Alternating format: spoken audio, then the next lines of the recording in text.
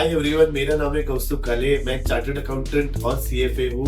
हम हमारे क्लाइंट्स को सभी तरह के इन्वेस्टमेंट्स, सभी तरह के इंश्योरेंसेस में हेल्प करते हैं। सो 2026 स्टार्ट हो गया है। अभी मैं आपको बताऊंगा 3 सिंपल टिप्स जो आप यूज कर सकते हो आपके वेल्थ क्रिएशन जर्नी को स्मूदर करने में और आपके फाइनेंशियल गोल्स अचीव करने में। ठीक है, first tip, engage with your financial adviser. अगर आपका फाइनेंशियल एडवाइजर है, वंडरफुल, आप उसको अप्रोच कीजिए। आपके जो भी गोल्स है वो एक बार रिविजिट कीजिए, आपके फाइनेंशियल प्लान को, आपके इन्वेस्टमेंट्स को रिविजिट कीजिए, चेक कीजिए। या divide your goals into short term goals means up to 3 years, medium term goals means 3 to 5 years and long term goals means above 5 years।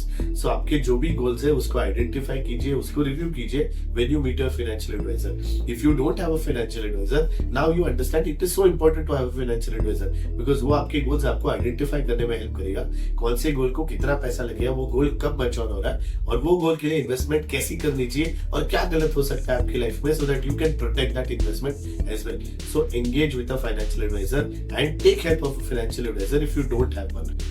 Point 2, increase your SIPs। सो मैंने जब कहा long term के लिए आपको invest करना बहुत जरूरी है, आप कौन से एसेट्स में इन्वेस्ट करोगे? स्टॉक्स, म्यूचुअल फंड्स और गोल्ड, इनका कॉम्बिनेशन आपको यूज करना होता है। सो आपके जो भी लॉन्ग टर्म गोल्स है about 3 years 5 years so on, उसके लिए आपने SIP सही से की है क्या नहीं वो पहले देखिए। आपने सफिशिएंट SIPs की है क्या, और लास्ट 12 months में या फिर after a job change, after a promotion आपने आपकी SIPs बढ़ाई है क्या वो देखिए। सो आपका जैसे ही सैलरी इंक्रीज होता है आपको आपकी SIP बढ़ानी होती है। सो चेक कीजिए whether it is done, whether you have increased your SIPs, and if you have not increased, ensure that you increase it.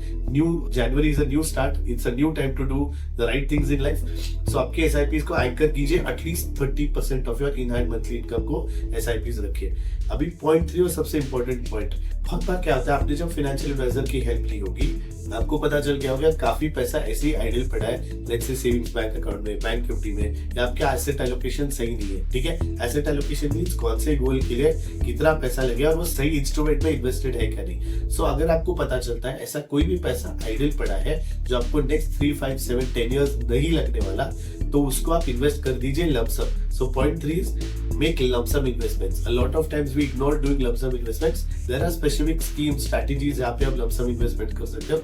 Again मैंने जैसे कहा stocks, mutual funds, gold, इसका सहारा लीजिए। So lump sum investment करना बहुत जरूरी है। So typically आपको ध्यान रखना है कि आप SIP सही करो, सफिशिएंट करो, हर साल बढ़ाओ एंड लंप सम करते रहो। इतना भी आप करोगे ठीक से और फाइनेंशियल एडवाइजर के टच में रहोगे तो भी आप आपके फाइनेंशियल गोल्स इजीली अचीव कर सकते हो। और एक बात जो बहुत इंपॉर्टेंट है कि मार्केट का रिस्क रिवॉर्ड, स्टॉक मार्केट का रिस्क रिवॉर्ड यहाँ पे बहुत अट्रैक्टिव है। सो आप लंप सम करने से डरने की जरूरत नहीं है। उसका लॉजिक बहुत सिंपल है।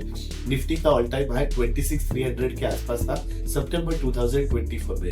हम अभी जनवरी 2026 में ऑलरेडी 15-16 मंथ्स चले गए और निफ्टी अभी 26,300 के आसपास ही घूम रहा है, जो सितंबर 2024 का ऑल टाइम हाई था। सो 2026 ये साल मेरे हिसाब से स्टॉक मार्केट के लिए बहुत अच्छा रहेगा। सो इसलिए आप लंप सम करना मिस मत कीजिए, SIP बढ़ाना मिस मत कीजिए, फाइनेंशियल एडवाइजर को कंसल्ट करना मिस मत कीजिए। Thank you so much.